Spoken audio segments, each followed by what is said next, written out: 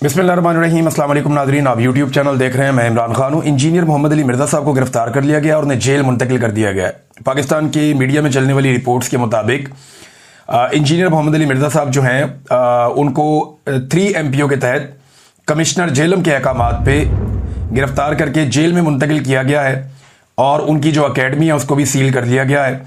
कुछ मजहबी जमातों के जो लोग हैं वो जाकर मिले थे इंतज़ामिया से और उन्होंने कोई दरख्वास्त दायर की थी और एक उलमा का फतवा भी उनके खिलाफ आया और उलमा के वफूद ने आज ज़िली इंतज़ामिया से खसूसी तौर पर मुलाकात की और गिरफ्तारी का मुतालबा किया था, तो उनकी गिरफ्तारी हो गई है। आसिफ जलाली साहब हैं, एक आलिम दीन, उन्होंने एक फतवा दिया हुआ है इस हवाले से। जो तफसीलात आएंगी हम आपके साथ शेयर करेंगे। बहरहाल इंजीनियर मोहम्मद अली मिर्ज़ा साहब जो और बहुत सारी पॉलिटिकल कंट्रोवर्सीज में वो रहते हैं, लेकिन अभी ये क्योंकि एक दीनी मामला है तो ये उलमा इकराम बेहतर रहनुमाई कर सकेंगे। बहरहाल वो गिरफ्तार हो गए। दूसरी एक इंपॉर्टेंट खबर है, ख्वाजा आसिफ साहब ने भी इमरान खान के हक में एक गवाही दे दी है। ख्वाजा आसिफ साहब ने क्या कहा, मुख्तलिफ पाकिस्तान की मीडिया पे यह खबर छपी है।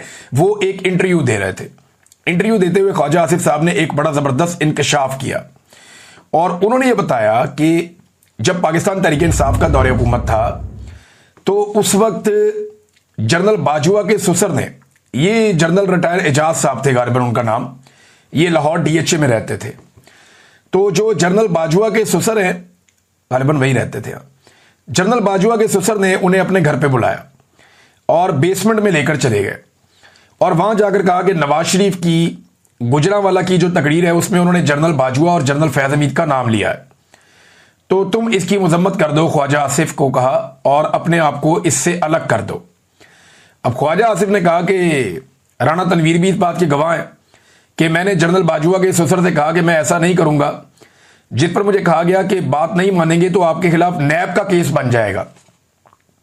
और उसके चंद दिन बाद अचानक मुझे गिरफ्तार किया गया और इस दौरान में 6 माह जेल में रहा, लेकिन हुकूमत मुझ पर नैब का कोई केस ना बना सकी तो मुझे अदालत ने मुझे रिहा कर दिया। अब मामला यह है कि ख्वाजा आसिफ साहब ने खुद गवाही दी कि मुझे इमरान खान ने गिरफ्तार नहीं किया, मुझे जर्नैलों ने गिरफ्तार किया, क्योंकि नवाज शरीफ ने जनरल फैज और जनरल बाजवा के खिलाफ बात की थी तो उन्होंने धमकी लगवाई जनरल रिटायर एजाज साहब के तवस्सुत से, यानी जनरल बाजवा के ससुर ने बुला के धमकी लगाई और उस धमकी के बाद ख्वाजा आसिफ को गिरफ्तार कर लिया गया। तो जर्नैल मार रहे थे PMLN को, ये ख्वाजा आसिफ साहब ने कहा। तो इमरान खान साहब तो इसमें कहीं नहीं है ना। इमरान खान साहब तो खुद कहते थे कि नैब को तो कंट्रोल ही वो करते थे, और ये मैं जाती तौर पे जानता हूं कि नैब को बाकायदा उस वक्त मिलिट्री जर्नल्स कंट्रोल करते थे, एजेंसियां कंट्रोल करती थी, जैसे आज भी एजेंसियां ही नैब को कंट्रोल करती हैं। तो ख्वाजा आसिफ साहब ने कहा, और सवाल यह पैदा होता है कि ख्वाजा आसिफ साहब फिर चुप क्यों रहे। तब से लेकर अब तक ख्वाजा आसिफ साहब ने ऐसी कोई बात ही नहीं की। आज तक ख्वाजा आसिफ साहब ने इस बारे में एक लफ्ज नहीं बोला। उसके बाद उसी जनरल बाजवा के मरहूने मिन्नत होकर उसी जनरल फैज के जूतों में गिरकर इन्होंने इक्तदार हासिल कर लिया और इमरान खान साहब की हुकूमत गिराकर खुद इक्तदार में आकर बैठ गए।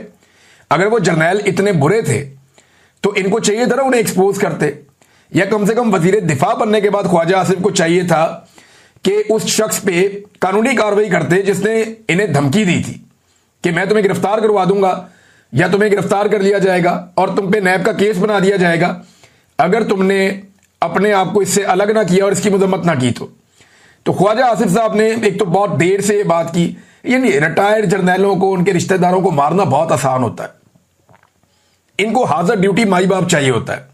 रोजाना की बुनियाद पे आप देखें कि अभी कल की बात है, वो कैप्टन सफदर ने जो है वो नदीम अंजुम साहब को धोया बैठ के, साबिक DG ISI, और अब जो है वो ख्वाजा आसिफ साहब जनरल बाजवा को धोते हैं हर दूसरे चौथे दिन। अब उनके ससुर की भी धुलाई की है, जनरल फैज को भी रिटायरमेंट के बाद से ये टका के धो रहे हैं। तो मामला ये है कि जिस वक्त ये जर्नैल मौजूद थे तब तो इनके जूतों के तस्मों के साथ लटक के ये लोग इक्तदार में आए थे, ये एक सच है। लेकिन चले, एक अच्छी बात है कि ख्वाजा आसिफ साहब ने इमरान खान साहब के हक में गवाही दी और ये कहा कि उस वक्त भी जर्नैलों ने उनके साथ जो किया था वो किया था, और इमरान खान साहब ये कह चुके हैं कि जनाब नैब तो वो कंट्रोल करते थे, और जब इमरान खान साहब ने चीजों को ठीक करने की कोशिश की तो एस्टेब्लिशमेंट को पसंद नहीं आया, जैसे कि हमेशा नहीं आता। जो भी आदमी अपनी डोमेन वापस मांगता है या पॉलिटिकल स्पेस को बढ़ाने की कोशिश करता है उसकी हुकूमत पाकिस्तान में मिलिट्री एस्टेब्लिशमेंट गिरा देती है।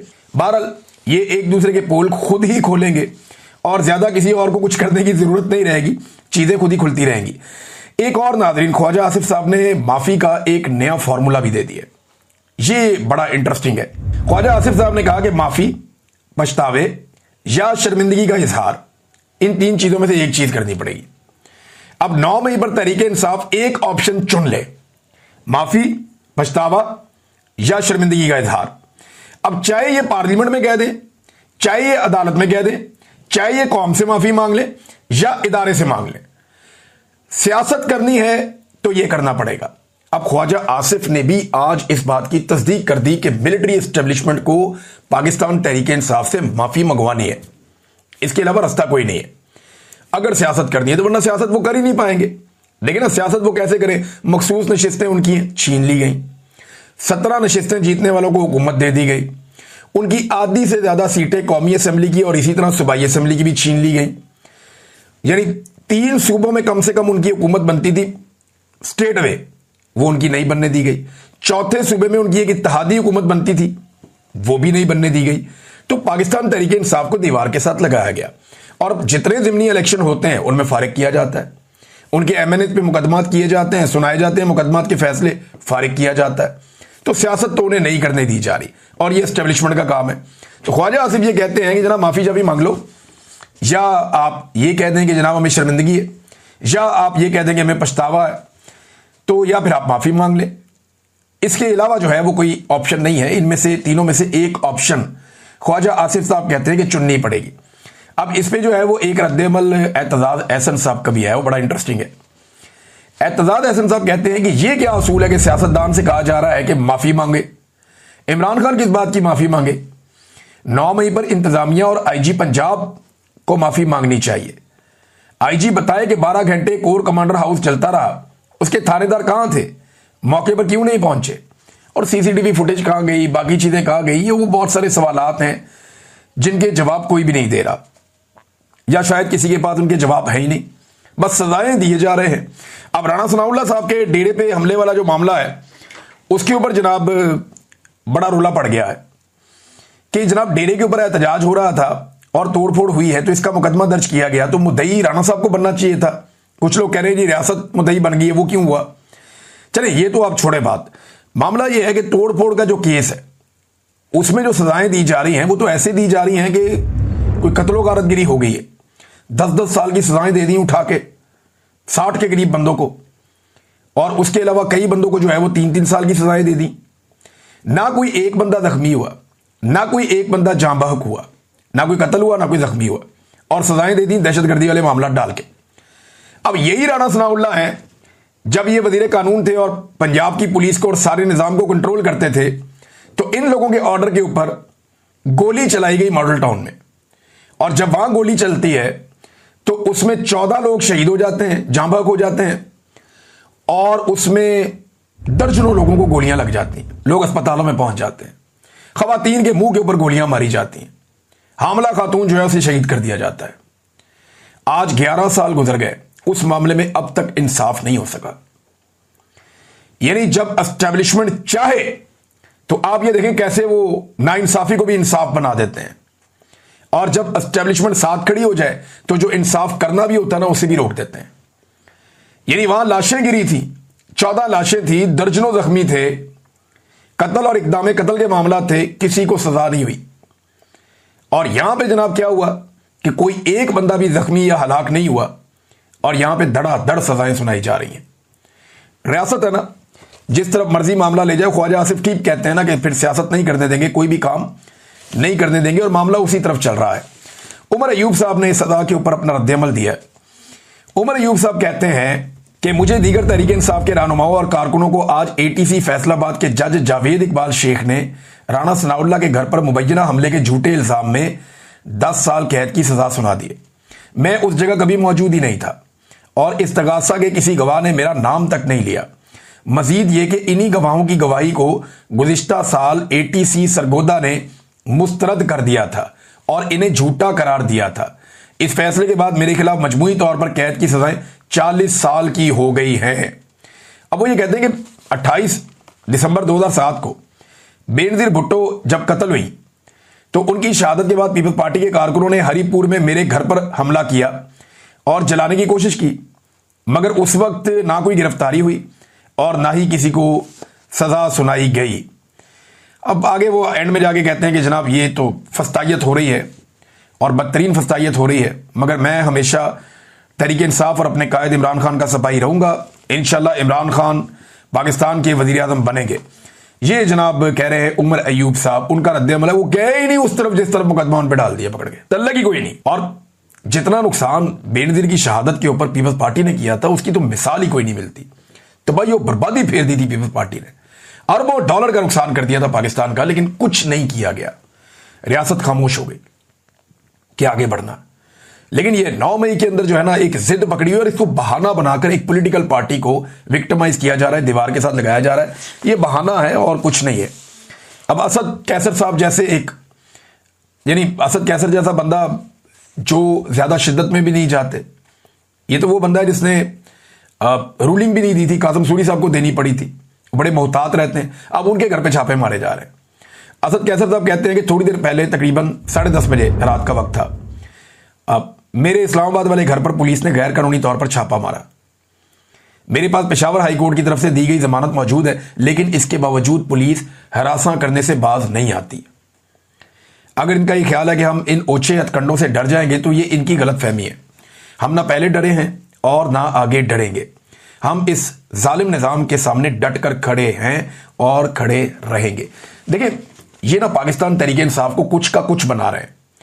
ये चले जाना है इन एस्टेब्लिशमेंट के लोगों ने, ये पीएमएलएन और पीपल्स पार्टी के समझने की बात है कि ये जो एस्टेब्लिशमेंट की अभी एक हायरार्की है ना, जिसमें फील्ड मार्शल साहब हैं, डीजीआईएसआई है, या 2 4 5 6 और ये सेक्टर कमांडर्स या कोई सीनियर ऑफिसर्स हैं, इन्होंने हमेशा नहीं रहना, इन्होंने चले जाना है। लेकिन आपने और आपके बच्चों ने या आपकी पॉलिटिकल पार्टीज ने यहीं पे सियासत करनी है। ये आपकी सियासी मुखालिफ जमात जो पाकिस्तान तहरीक इंसाफ है उसके ऊपर आयरन कोटिंग कर रहे हैं, उन्हें लोहे का बना रहे हैं। वो उन्हें इतना मजबूत कर देंगे कि कल आप कई दहाइयों तक फिर उनका मुकाबला करने के काबिल नहीं रहेंगे। अगर इसी तरह पाकिस्तान तहरीक इंसाफ मजीद मार खाती रही ना कुछ अरसा और, तो वो एक लोहे की जमात बन जाएगी। लोहे की जमात उन्हें बना तो दिया ऑलमोस्ट। तो जो कुछ उनके साथ जुल्म और फस्तायत की जा रही है, जितने लोगों को, यानी जो लोग नरम भी थे ना पाकिस्तान तहरीक इंसाफ में, उनको भी मजबूत बनाया, खवातीन को बहादुर बना दिया। कोई और पॉलिटिकल पार्टी उनका मुकाबला करने का सोच ही नहीं सकती मजहबी सियासी जमातों के अलावा। यह बात पीपल्स पार्टी और पीएमएलएन के सोचने की है। यह बात बाकी पॉलिटिकल पार्टीज के सोचने की है, जमहूरी पॉलिटिकल पार्टीज हैं, कि एस्टेब्लिशमेंट उनका भला कर रही है या उनके लिए एक मुस्तकिल बहुत ताकतवर मुखालिफ पैदा कर रही है। अब ये तो हो रहा है। बहरहाल ये लोग तो चले जाएंगे अपनी नौकरियों से रिटायर होके, तो बाकी जिन्होंने निमटना है वो जाने और उनका काम जाने। हसन न्यादी साहब की जो वालदा है नौरीन खान न्यादी साहबा, उन्होंने स्टेटमेंट दिया है, एक इंटरव्यू उन्होंने दिया। ये इंपॉर्टेंट स्टेटमेंट है, मैं आपके सामने रख देता हूं। और साथ में एक स्टेटमेंट जो है वो शाहिद खटक साहब ने भी दिया। अब ये दोनों स्टेटमेंट शेर अफजल मरवत के बारे में है। अच्छा, ये हसन न्यादी साहब की जो वालदा है वो कहती हैं कि शेर शाह ने कहा कि मुल्क से बाहर रहकर मैं तंग आ गया हूं, अब चाहे ये मुझे पकड़ें, मैं वापस आ रहा हूं।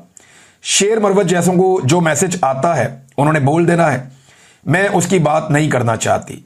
इन लोगों ने शैतानियां की कि हसन पकड़ा गया, शेर शाह को भी पकड़ो। अब ये हसन की वालदा कह रही हैं।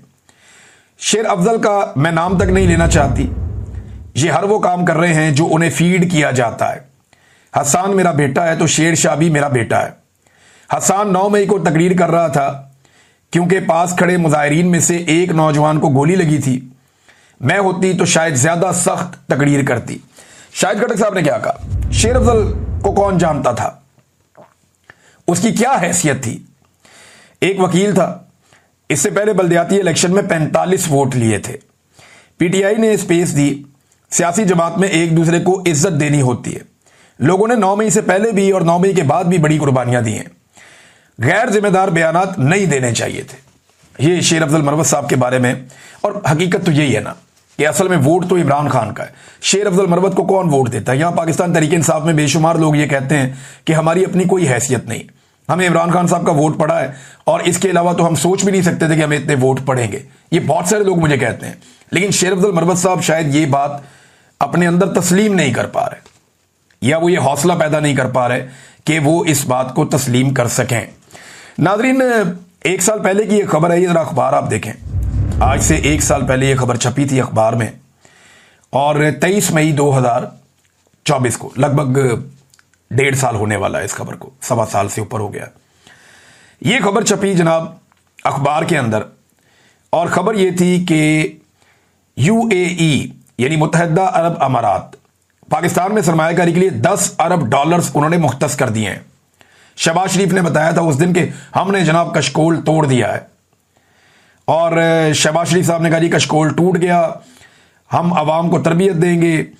वजीर आजम आईटी कंपनियों की मफामती याददाश्तों पर दस्तखत हो गए, और चीनी की कीमत में इजाफा कबूल नहीं है, और यानी 140 रुपए पूरा साल 140 रुपए चीनी फरामी की जाए, इसको यकीनी बनाया जाए, और बहुत सारी और बातें की इन्होंने।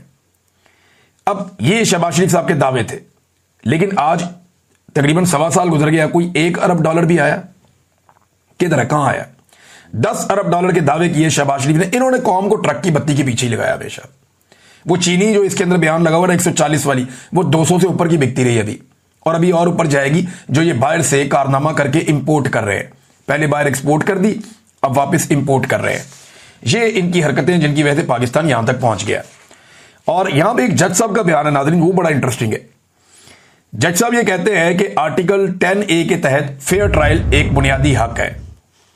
ये देखें आप, ये एक्सप्रेस न्यूज के ऊपर खबर छपी हुई है, और सुप्रीम कोर्ट ऑफ पाकिस्तान से मुअज़्ज़िज़ जज ने यह बात की है कि जस्टिस मोहम्मद अली मजहर ये केस सुन रहे थे। इन्होंने कहा जी कि फेयर ट्रायल का हक आइन के आर्टिकल 10A के तहत एक बुनियादी हक बन गया है। मुनासिब कानूनी अमल एक लाजमी शर्त है जिसका हर सतह पर एहतराम किया जाना चाहिए। फेयर ट्रायल का हक इस बात का तकाजा करता है कि किसी को उस वक्त तक सजा नहीं दी जानी चाहिए जब तक उसे जवाब देने और अपना मुकदमा पेश करने का मुनासिब और मुनसिफाना मौका ना दिया जाए। क्या इमरान खान को यह मौका मिला है? यहां सुप्रीम कोर्ट ऑफ पाकिस्तान यह फैसला दे रही है, और उसके अंदर ये चीजें सामने आ रही हैं। लेकिन मामला यह है कि क्या इमरान खान को फेयर ट्रायल का हक मिला है? इमरान खान को तो यह हक मिला ही नहीं। जिरा करने की इजाजत नहीं मिलती उनके वकीलों को, मीडिया को और फैमिलीज को अंदर जाने की इजाजत नहीं मिलती। बाद औक़ात वकला को भी बाहर कर दिया जाता है। रातों को देर देर तक अदालतें लगाई जाती हैं और ट्रायल चलाए जाते हैं। जेल में एक हॉस्टाइल किस्म के एनवायरनमेंट के अंदर ट्रायल चलाए गए। ट्रायल इतने फेयर थे कि जजेस बेचारों की बार बार हालत खराब हो जाती थी। ऐसे जालिमाना ट्रायल किए गए पाकिस्तान तहरीक इंसाफ के लीडर इमरान खान के। और अब यहां जज साहब कह रहे हैं सुप्रीम कोर्ट में कि फेयर ट्रायल का हक जो है ये बुनियादी हक है, बुनियादी इंसानी हक है ये।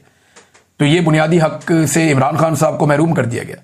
वैसे ऐसा लगता है कि पाकिस्तान तहरीक इंसाफ और इमरान खान साहब के बुनियादी हकूक मुअत्तल हो गए। नाजरीन, जापान से कुछ वीडियोज आई, तस्वीर आई। अव्वल तो मरियम नवाज साहबा को जापानियों ने मुंह ही नहीं लगाया, जो मुझे दिखाई दे रहा है।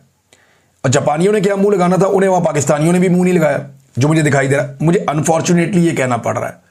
मैं इस तरह के अल्फाज बोलने का आदी नहीं हूं, मुझे कहना भी नहीं चाहिए था, लेकिन हकीकत यही है। वहां पे चंद लोगों के अलावा वही शक्लें थी, वो घूम घूम के आती थी। या एम्बेसी के थोड़े से लोग थे, या कोई थोड़े से पाकिस्तानी थे जिनको इन्होंने ओहदे दिए, वो घूम घूम के आते थे। एयरपोर्ट पे भी वही होते थे, इस जगह भी वही होते थे, उस जगह भी वही होते थे। हर जगह उन्हीं को घुमा घुमा के बार बार गुलदस्ते लेके पहुंच जाते थे। तो इस तरह घुमा फिर आगे चक्कर दे के इन्होंने अपना दौरा बड़ी मुश्किल से मुकम्मल किया है। लेकिन मैं जापान की वीडियोज और वो देख रहा था। अमीर तरीन मुल्क है, वो पाकिस्तान को कर्जा देता है, लेकिन उनकी टेबल, उनकी कुर्सियां, उनके कॉन्फ्रेंस रूम जहां पे मरियम नवाज को बिठा के ब्रीफिंग्स दी गई, वो जगह इतनी सिर्फ बुनियादी फैसिलिटीज थी, कोई लग्जरी वहां नहीं थी। सिर्फ काम के लिए आते हैं वो लोग, और जितना जरूरत हो उतना ही इस्तेमाल करते हैं। यहां पे आप वजीर आला हाउस में घुसे तो क्या लेविश किस्म के सोफे हैं, क्या शानदार किस्म की टेबल्स है, क्या जबरदस्त किस्म की वहां चेयर्स लगी हुई है। कमाल जबरदस्त माहौल बनाते, वीवीआईपी किस्म का कल्चर है पाकिस्तान में। जापान में मैं वो टेबल्स और चेयर्स देख के हैरान रह गया। सारे के सारे एक ही तरह की कुर्सियों पे बैठे हुए और आपस में बातचीत कर रहे हैं। यहां तो जनाब जब तक सदारत वाली कुर्सी कोई 1 फुट ऊंची ना हो जाए तब तक किसी को सुकून ही नहीं आता। पाकिस्तान की वीडियोस आप देख लें इनकी, और जापान की वीडियोस आप देख लें इनकी।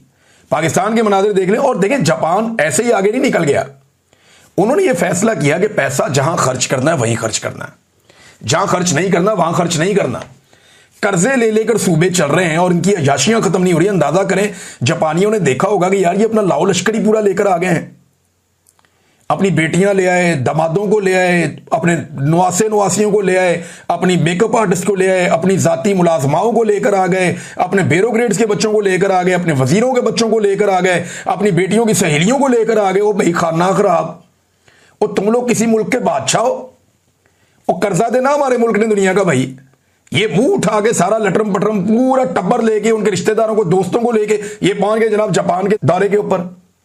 हद हो गई। वैसे जापानी भी देख के हैरान होते होंगे और उन्हें बड़े आराम से समझ आ जाएगी कि हमारे जवाल के असबाब क्या है। हम पढ़ा करते थे ना माजी में, मुगल सल्तनत के जवाल के असबाब, ये माशिर दुल्म की किताब में होता था।